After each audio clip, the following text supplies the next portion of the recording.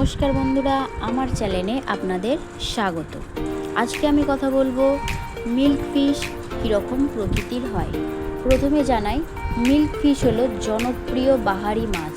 এই মাছগুলোকে অনেকেই পছন্দ করে, আমিও পছন্দ করি, তাই আমি আমার ট্যাঙ্কে নিয়ে চলেও এসেছি। আমার মতো আপনারাও কি এই মাছটিকে পছন্দ করেন কিনা সেটা কমেন্টে অবশ্যই জানাবেন। তো রাধে রাধে বন্ধুরা, আমার ভিডিওতে আবারও একবার আপনাদের স্বাগত।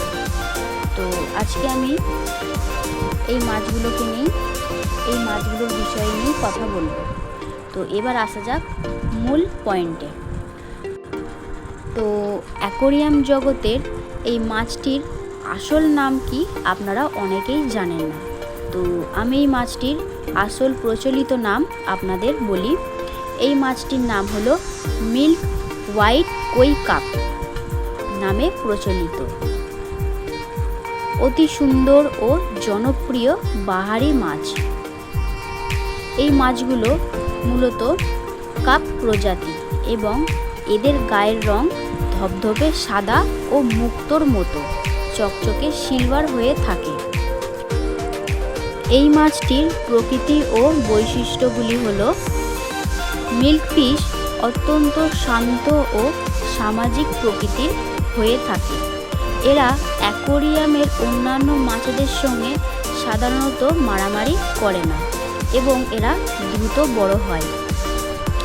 ছোট অবস্থায় এদের অ্যাকোরিয়ামে রাখা হলেও বড় হয়ে গেলে এদের আর অ্যাকোরিয়ামে রাখা সম্ভব হয় না।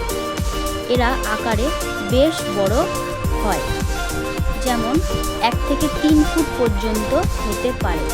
সেই জন্য বড় জায়গার প্রয়োজন। এদের স্বাধীনভাবে সাঁতার কাটার জন্য বড় চারকোনা ট্যাঙ্ক বা পুকুর সবচেয়ে ভালো। ছোট জারে বা ছোট অ্যাকোরিয়ামে রাখা উচিত না।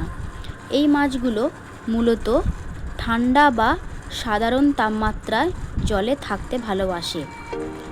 জলের জন্য আদর্শ তাপমাত্রা 18 ডিগ্রি সেলসিয়াস থেকে 25 ডিগ্রি সেলসিয়াস পর্যন্ত থাকলেও হবে। মিল্কি ফিশ প্রচুর খাবার খায়। এরা বেশি বর্জ্য ত্যাগও করে। তাই জলের কোয়ালিটি ঠিক রাখতে অ্যাকোরিয়ামে একটি শক্তিশালী টপ ফিল্টার বা ক্যানিস্টার ফিল্টার থাকা জরুরি।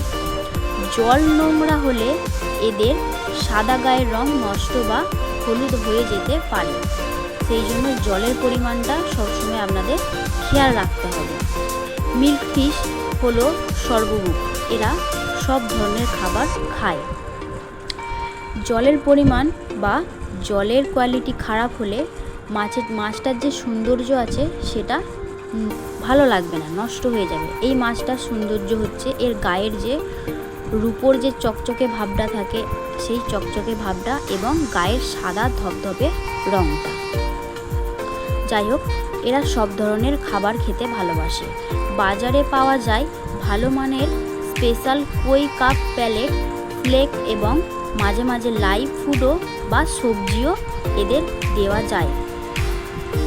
এই মাছটি সবজিও খায়। এই মাছগুলোকে সঠিকভাবে যত্ন এবং পরিষ্কার জল পেলে এই মাছগুলো 20 থেকে 50 বছর পর্যন্ত বাঁচতে পারে। তার মানে আপনারা যদি এই মাছগুলোকে ভালোভাবে যত্ন করেন, এই জলের কোয়ালিটি ঠিকঠাক রাখেন, ভালোভাবে খেতে দিন, তাহলে এরা 20 থেকে 50 বছর পর্যন্ত বাঁচতে পারে।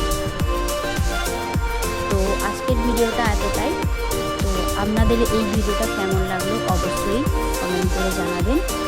তো এই মাছটি কার কার ভালো লাগে বলবেন, অবশ্যই জানাবেন। আবারও একবার আমার চ্যানেলে আপনাদের স্বাগত। তো এই মাছটি আমিও খুব পছন্দ করি। আমি যেই সাজেশানগুলো দিলাম আপনারা অবশ্যই ফলো করবেন।